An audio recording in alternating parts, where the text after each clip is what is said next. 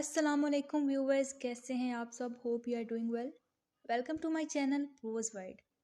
इस वीडियो में हम डिस्कस करेंगे वर्ड्सवर्थ की एक बुक जो कि ऐसे फॉर्म में लिखी गई है, preface to the lyrical ballad. ये जो बुक है ये असल में एक प्रीफेस है। प्रीफेस किस चीज़ का? लिरिकल बैलेड का। ये लिरिकल बैलेड जो है ये एक पोइट्री कलेक्शन थी जो कि वर्ड्सवर्थ और एस.टी. कॉलरिज ने मिलकर इसमें पोएम्स लिखी थी। इस पोइट्री कलेक्शन में टोटल 23 पोएम्स हैं, जिसमें से 19 वर्ड्सवर्थ ने लिखी थी और 4 एस.टी. कॉलरिज ने लिखी थी। सो ये पोइट्री की कलेक्शन जो है 1798 में ये बुक लिखी गई थी, लिरिकल बैलेड। वर्ड्सवर्थ ने 1800 में लिखी preface to the lyrical ballad. ठीक है, ये 1800 से 1802 में लिखी गई और इसकी 4 पब्लिकेशंस हैं, 1798, 1800, 1802 और 1805। ठीक है, तो इसमें वर्ड्सवर्थ जो है वो इंट्रोडक्शन देते हैं पोइट्री का, पोइट्री की डेफिनेशन करते हैं, यानी कि जो भी उन्होंने पोइट्री पहले लिख ली थी लिरिकल बैलेड में, अब बताते हैं कि पोइट्री किस तरह से लिखनी चाहिए, पोइट का काम क्या होता है, पोइट्री का क्या फंक्शन होता है, किस तरह की लैंग्वेज यूज़ करनी चाहिए, सब्जेक्ट मैटर ऑफ पोइट्री क्या है।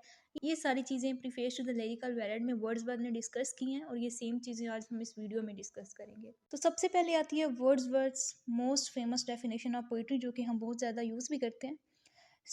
ये डेफिनेशन डिस्कस करने से पहले डियर व्यूअर्स, मेरी एक रिक्वेस्ट है, चैनल को सब्सक्राइब करना मत भूलें, क्योंकि अगर आप चैनल को सपोर्ट करेंगे तो इस तरह की और वीडियोस आपको देखने को मिलेंगी। वो कहते हैं कि poetry is the spontaneous overflow of powerful feelings. It takes its origin from emotions recollected in tranquillity. Wordsworth कहते हैं कि पोइट्री जो है ये पावरफुल फीलिंग्स का ओवरफ्लो है। ठीक है, जब पोइट जो है वो एक काल्मफुल स्टेट में बैठे हुए होते हैं और वो सारी अपनी फीलिंग्स को रिकॉल करते हैं, सारे एक्सपीरियंसेस को रिकॉल करते हैं और उसको पोइटिक फॉर्म में जब लेके आती हैं तो पोइट्री क्रिएट होती है। ठीक है, तो वो कहते हैं कि ये जो फीलिंग्स हमारी होती हैं और इमोशंस होते हैं ये इंटेंस होने चाहिए। लेकिन जब पोइट जो है पोइट्री क्रिएट कर रहा होता है तब उसको बहुत ही कामफुल और थॉटफुल स्टेट में होना चाहिए। ठीक है, और वो इस कंडीशन में हो कि वो उन थॉट्स को, उन पावरफुल फीलिंग्स को जो है वो रिकॉल करके उनको पोइटिक फॉर्म में जब लेके आता है तो क्या होता है, पोइट्री क्रिएट हो जाती है। Next point is theory of poetry. Poetry में दो चीज़ें बहुत ज़रूरी होती हैं, एक इमेजिनेशन और दूसरा इमोशंस। ठीक है, क्योंकि वर्ड्सवर्थ जो है ये रोमांटिक इरा से बिलोंग करते थे और रोमांटिक इरा में वैसे ही जो है वो रेवोल्यूशन आया था against the new classical as. तो रोमांटिक इरा में इमेजिनेशन और इमोशंस पे फोकस किया गया है, इन दो चीज़ों को एम्फसाइज किया गया है। So same theory of poetry में वर्ड्सवर्थ इन दोनों को एम्फसाइज करते हैं, इमेजिनेशंस को और इमोशंस को। तो थ्योरी ऑफ पोइट्री में वर्ड्सवर्थ कहते हैं कि इमेजिनेशन जो है ये पोइट्री का की एलिमेंट है। पोइट जो है वो आम इंसान की तरह ही होता है, उसकी लाइफ में ऑर्डिनरी इवेंट्स होते हैं जिस तरह के हर इंसान की लाइफ में होते हैं। अब पोइट क्या करता है, उसकी लाइफ भी ऑर्डिनरी होती है, वो बंदा भी ऑर्डिनरी होता है। ठीक है, वो क्या करता है कि ऑर्डिनरी इवेंट्स को लेता है, अपनी इमेजिनेशन को यूज़ करते हुए वो उन इवेंट्स को एलिवेट कर देता है।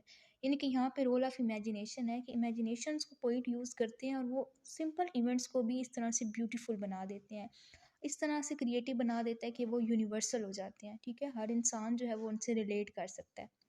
और ये जो प्रोसेस होता है राइटिंग का, पोइट्री राइटिंग का, ये एक ट्रांसफॉर्मेटिव प्रोसेस होता है, यानी कि एक्सपीरियंसेस को ट्रांसफॉर्म कर दिया जाता है एक ब्यूटीफुल और सिंपल थिंग्स में। और सेकंड जो इम्पोर्टेंट चीज़ है थ्योरी ऑफ पोइट्री में वो है इमोशंस। वर्ड्सवर्थ कहते हैं ना कि पोइट्री इज़ द स्पॉन्टेनियस और flow of powerful feelings. Feelings मतलब इमोशंस। तो वो कहते हैं कि इसमें राइटर्स के इमोशंस होते हैं, लेकिन वर्ड्सवर्थ ये कहते हैं कि सिर्फ इमोशंस ही नहीं होते, ऐसे नहीं कि कोई भी इमोशन जो है वो उठा के पोर्ट्रे कर देना, बल्कि ऐसे इमोशंस होते हैं the product of feelings that is carefully considered, not just raw emotion. Next point is subject matter of poetry. New classical as में जो है बहुत ही ज़्यादा एलिवेटेड लैंग्वेज यूज़ की जाती थी, आर्टिफिशियल लैंग्वेज यूज़ की जाती थी, इमोशंस पे बिल्कुल फोकस नहीं होता था, बल्कि सिर्फ रीजंस को देखा जाता था। फिर जैसे रोमांटिक एज स्टार्ट हुई तो पोइट्स ने जो है वो इमोशन और इमेजिनेशन पे ज़्यादा फोकस किया और सिंपल लैंग्वेज यूज़ की। Same is the case with Wordsworth. वो कहते हैं कि पोइट्री में हमें सिंपल लैंग्वेज यूज़ करनी चाहिए, deal with the experiences of ordinary people. ठीक है, रूस्टिक लाइफ के बारे में लिखना चाहिए और ब्यूटी ऑफ नेचर को डिपिक्ट करना चाहिए।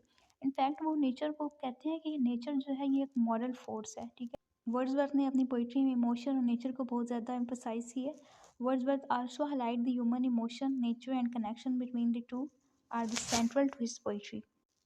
सो the next point is rejection of classical tradition.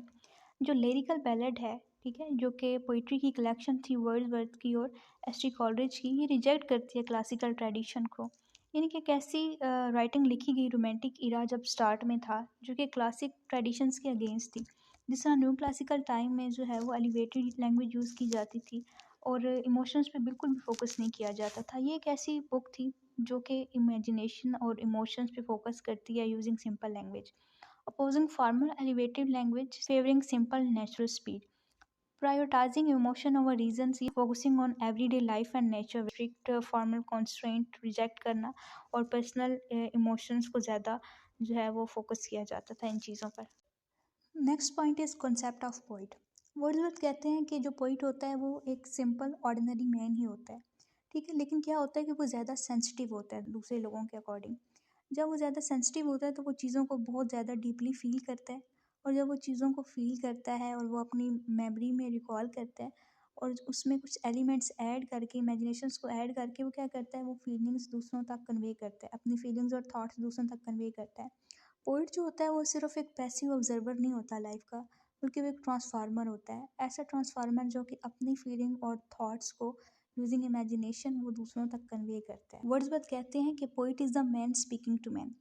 ये उसमें एबिलिटीज़ होती हैं, वो अपने थॉट्स और फीलिंग्स को जो है दूसरे लोगों तक अपनी इमेजिनेशंस को यूज़ करते हुए बहुत अच्छे वे में कन्वे करता है। The poet has unique role in society as a moral guide. Wordsworth जो है वो पोइट को एक मॉरल गाइड भी कहते हैं। सो ये थे preface to the lyrical ballad के मेन पॉइंट्स। वर्ड्सवर्थ ने पोइट को किस तरह से डिफाइन किया, पोइट्री को किस तरह से डिफाइन किया, पोइट्री का सब्जेक्ट मैटर किस तरह से होना चाहिए, कौन सी लैंग्वेज यूज़ करनी चाहिए, तो ये सब चीज़ें। वर्ड्सवर्थ की ये विजन ऑफ पोइट्री जो थी ये रेवोल्यूशनरी थी। एक जो रोमांटिक टाइम था वो पब्लिकेशन ऑफ लिरिकल बैलेड से स्टार्ट हुआ। Preface to the lyrical ballad ने वर्ड्सवर्थ ने न्यू क्लासिकल एज के अगेंस्ट रेवोल्यूशन स्टार्ट किया। ठीक, क्लासिकल एज में सिर्फ रीज़न पे फोकस किया जाता था और आर्टिफिशियल लैंग्वेज पे फोकस किया जाता था, जबकि वर्ड्सवर्थ ने रोमांटिक एज में जो है वो इमोशंस और इमेजिनेशन पे फोकस किया और सिंपल लैंग्वेज को इंट्रोड्यूस करवाया पोइट्री में। So the preface to the lyrical ballad के मेन पॉइंट्स जो हमने डिस्कस किए। होप सो आपको ये वीडियो अच्छी लगी होगी। वीडियो को लाइक करें, दोस्तों के साथ शेयर करें and please don't forget to subscribe my channel. मिलते हैं आपसे नेक्स्ट वीडियो में।